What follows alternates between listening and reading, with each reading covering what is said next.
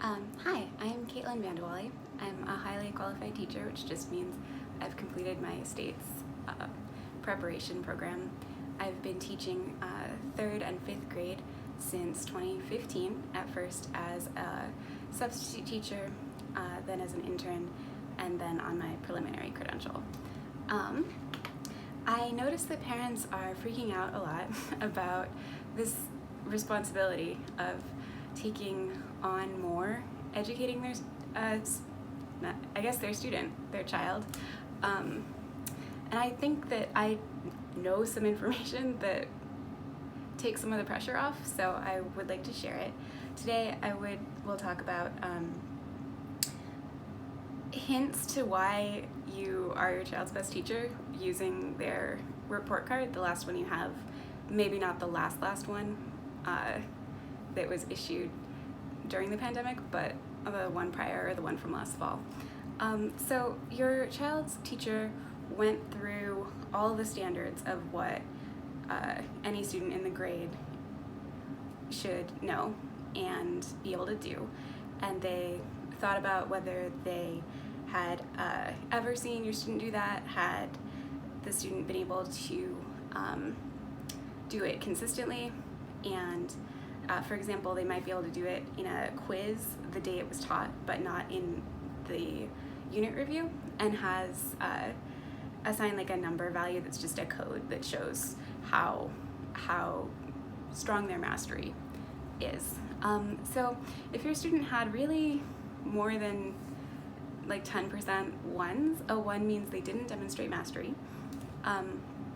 If they have them in science or history, it's actually not that bad because that just means there's knowledge that they didn't get. Maybe during the unit on like volcanoes they were absent, and so on the unit test about volcanoes they didn't know the information.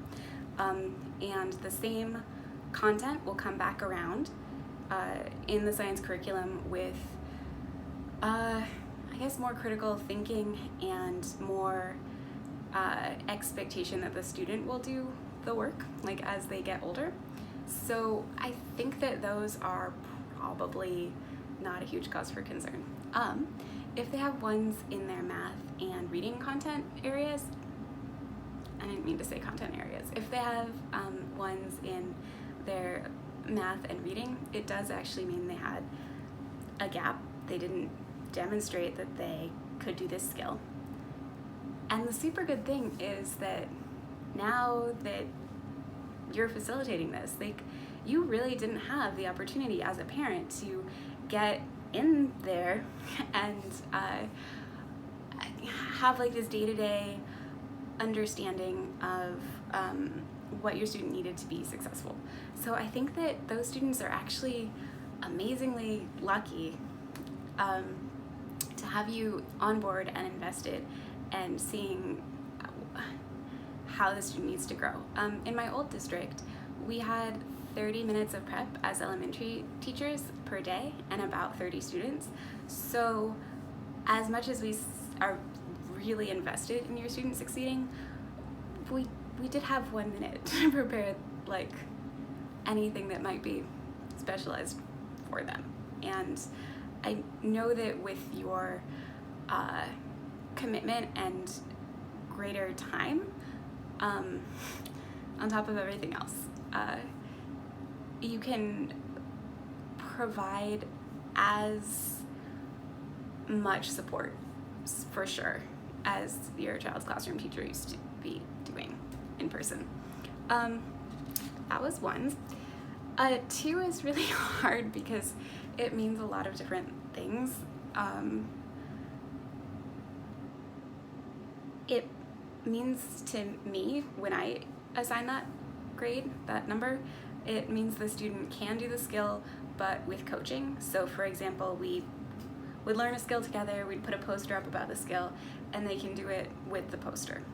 They are doing it, but they do have their reference material.